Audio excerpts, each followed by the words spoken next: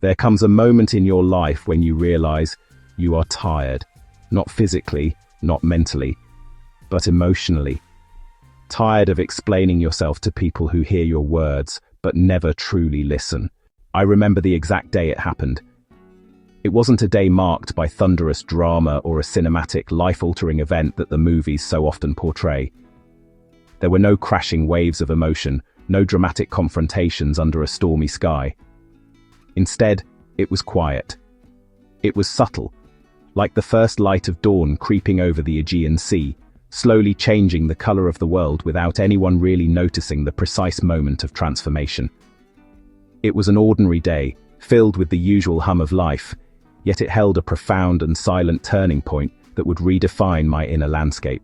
There was no argument, no heated exchange of words that left scars.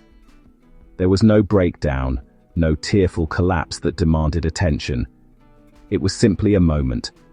A single, crystalline moment of clarity that arrived not with a bang, but with a whisper. It was a pause in the flow of conversation, a brief pocket of silence that felt heavier and more significant than any words that could have been spoken. In that stillness, the frantic need to perform, to please, to be what everyone else expected me to be, just stopped. The moment was triggered by a series of seemingly innocent questions. Someone asked me why I needed space, their tone a mixture of curiosity and subtle judgment. They asked why I was so quiet, as if my silence was a problem to be solved. Why wasn't I coming to the event? Why had my energy seemed different lately?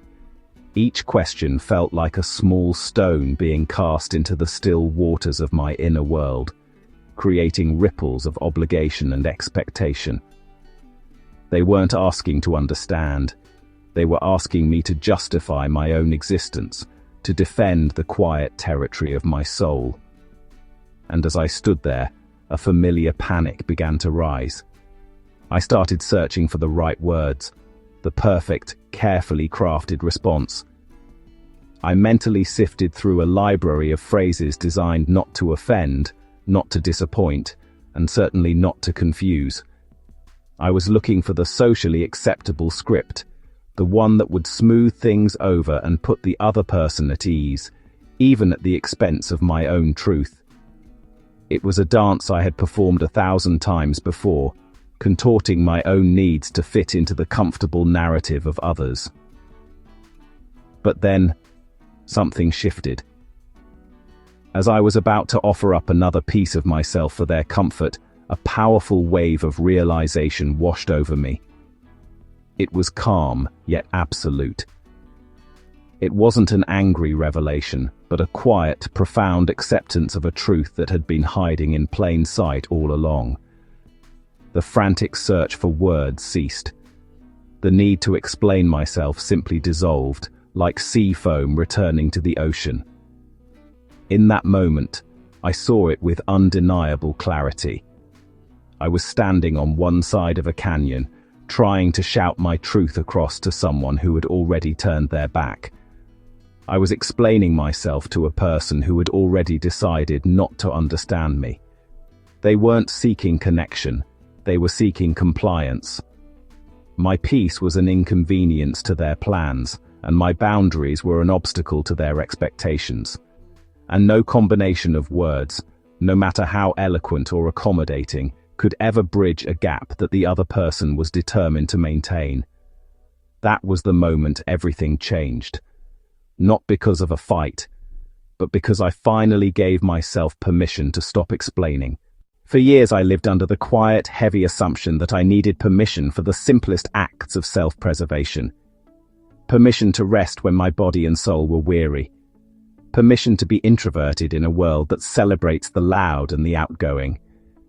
I felt I had to apologize for my own nature, for the way I recharged in solitude rather than in a crowd.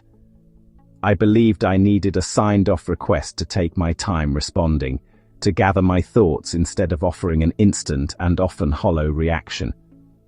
The most difficult permission slip to grant myself was the one to simply say no. No to plans that drained me, no to requests that overextended my capacity, no to expectations that didn't align with my own values. I was constantly performing, feeling the immense pressure to always be on, energetic, available, and accommodating. It was an exhausting role to play, a character I had written for myself based on what I thought everyone else wanted me to be.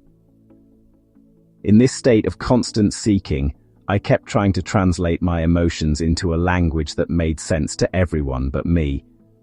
I would build elaborate, carefully constructed arguments to justify my need for a quiet evening or my silence in a busy conversation. I was a diplomat for my own feelings, negotiating terms of existence that should have been inherent.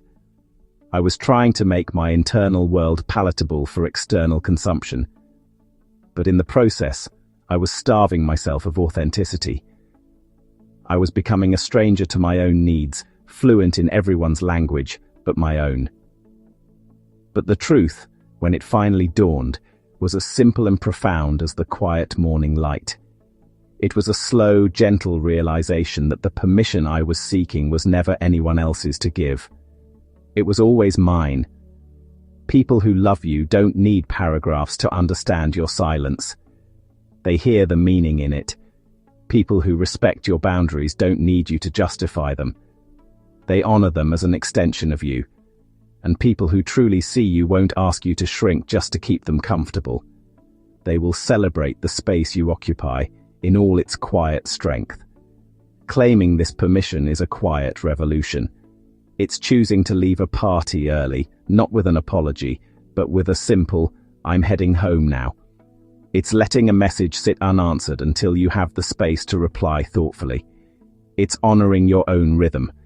This isn't selfishness, it's sustainability. It's the realization that your peace is not a negotiation. It is your birthright, and you don't need anyone's signature but your own to claim it. Every time you over-explain, you lose a little piece of yourself. It's a subtle erosion of your core. The loss comes from offering your reasons, perfectly valid as they are, to someone who isn't truly listening.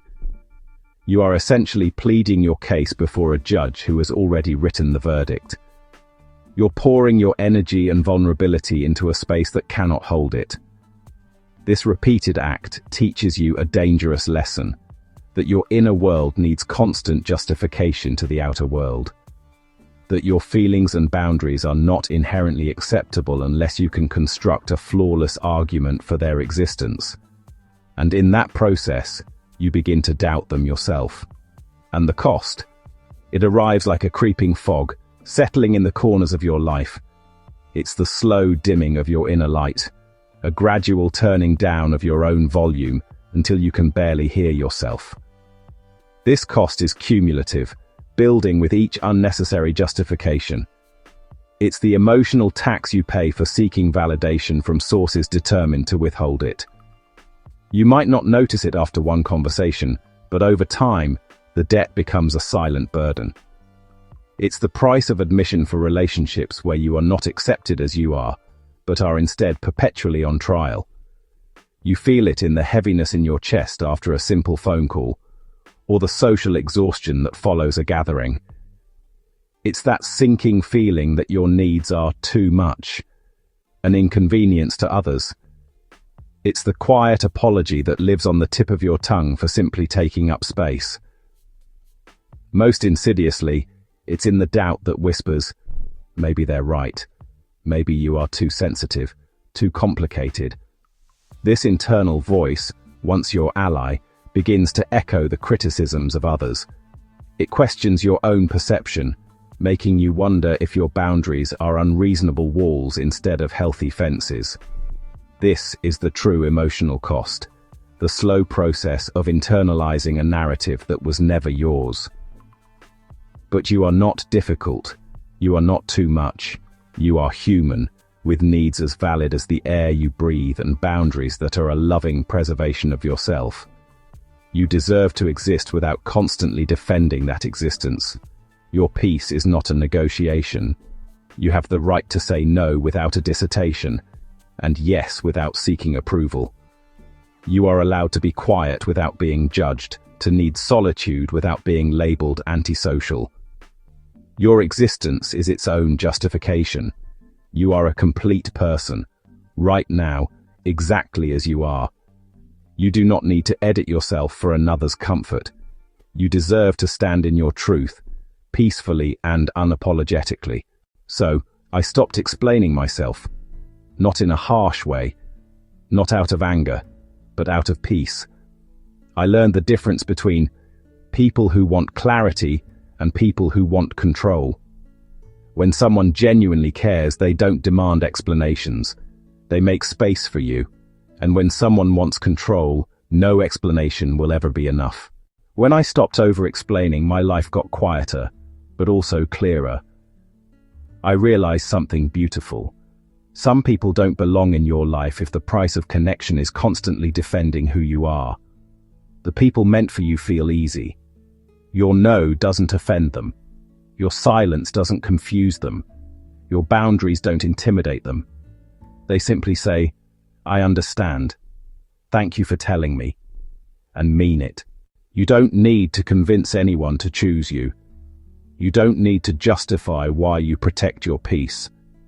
You don't need to explain your softness, your distance, your quiet mornings, or your need for solitude. You deserve relationships where your peace isn't questioned. It's honored. The day you stop explaining yourself is the day you finally come home to yourself. If this message reached you today, please feel free to write a few encouraging words below. Your voice might be exactly what someone else needs.